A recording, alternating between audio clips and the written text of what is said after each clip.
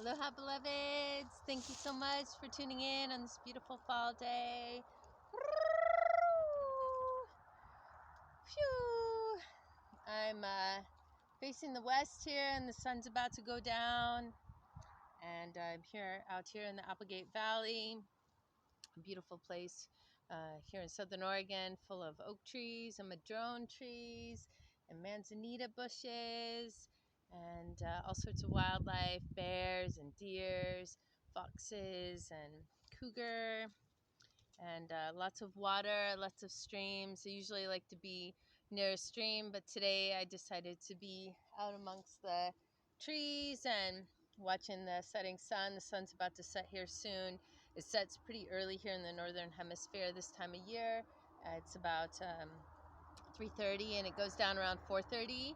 And yeah, I'd really appreciate your presence. And my name is Athena Rose, and I utilize this platform here, YouTube, to talk about my experience as a woman, as a womb carrier, as a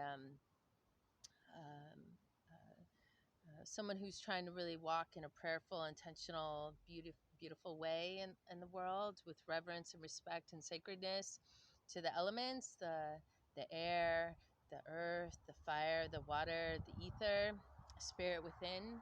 And I'm always learning and always growing and always definitely open to feedback from the universe and from my relations, and wanting to be in right relationship with all of my relatives.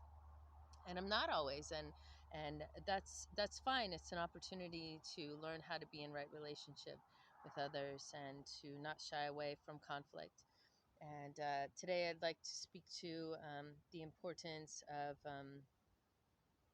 trying our best to mend relationships and mend conflict, and show up for others. And a big part of the work that I'm doing with my partner right now is about that collective mending of the rainbow hoop, essentially. Multiplicity, diversity, mending, flowing, circling together, and weaving together, and coming into congruency and harmony and balance. And this book that we've been studying together, called Peace Between the Sheets, it's a book about healing through generational and ancestral discord between the sexes through intimacy.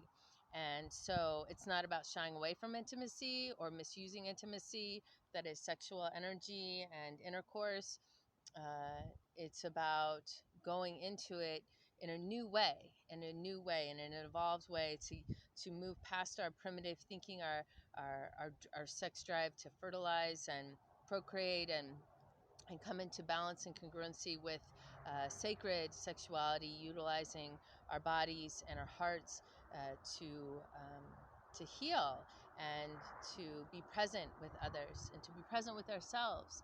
And this work has been profoundly impactful on my life thus far. We've been doing this work for a couple months, and profoundly impactful. Definitely seen evidence of that mending and that weaving and that congruency in my relationship with my partner, whom I've only been dating for just under 7 months. And right from the beginning, he handed me this book and said he'd like to do this work with me. And so we are doing it right now. We're very much in the midst of it and moving towards the tail end of the ecstatic exercises in the back of the book.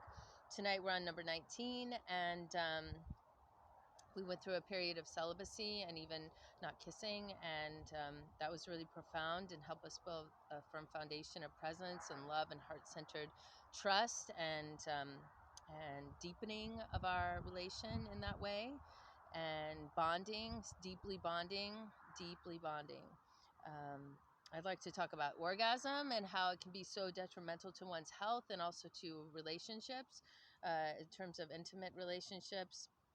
So in French, orgasm translates into a little death. And so the book speaks to this and talks about how orgasm contributes to the separation virus that's happening in the collective.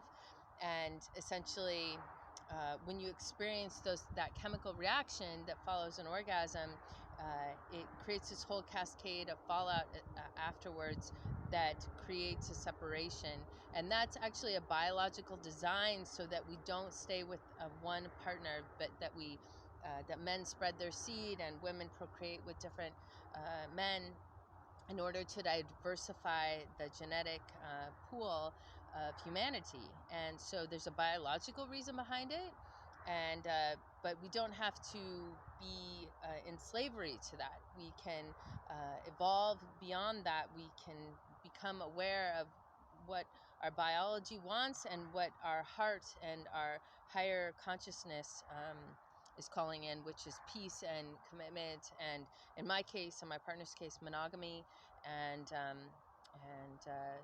really deepening in our relating, and and commitment and fortitude and persistence, and it's deep work. It's hard work. I've been married. I was married for 16 years, and nothing even touched what I've been able to experience with my partner, who I've only known for a short period of time and been relating with for a short period of time. So I believe in this. I believe in the teachings here, and I'd love to talk to folks more about it. My partner and I will be holding some classes starting November 30th at the Goddess Temple in Ashland, Oregon.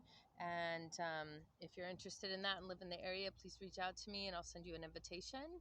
And we'll be going into this material and sharing our experience and opening up the circle for sharing in terms of what wants to be witnessed right now in the collective, healing between the masculine and the feminine.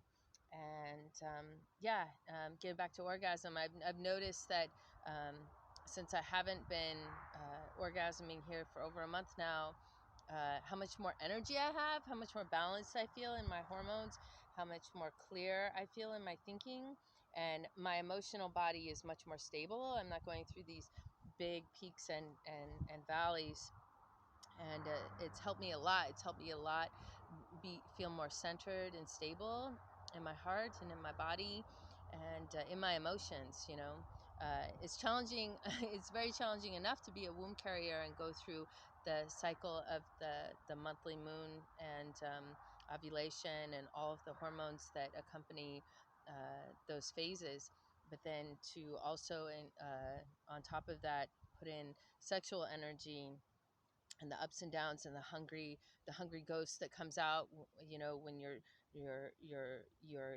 essentially using your partner to get that chemical release of the dopamine through orgasm. It just adds to that roller coaster of hormones and chemicals being released, and this roller coaster that happens. And so I'm grateful that I'm learning how to control my sexual energy and to utilize it in a good way, and to come to my heart, to come back to stillness. And it's really the practice of intercourse in this way is about relaxation and connectedness of heart. It's not about trying to get somewhere. It's not about trying to get something, sensation or feeling, or some sort of validation from the other. It's really about just being solidly stable in one's own energy field and sharing and giving to the other with the heart, with the spirit of wanting to share and give, and deeply experience love on a whole nother level. So it's a beautiful practice. I highly encourage you to look into it. The book is called Peace Between the Sheets by Marna Robinson, and she used to live in Ashland, Oregon. I'd love to reach out to her soon and hear from her. I will do that soon. It's on my list of things to do. But meanwhile, I'll just continue the practice with my beloved and continue to tune into my body and my heart, and learn how to have that discipline, that inner discipline. And I feel that this work is so important for all of us, not just for men saving their seed, but for women as well.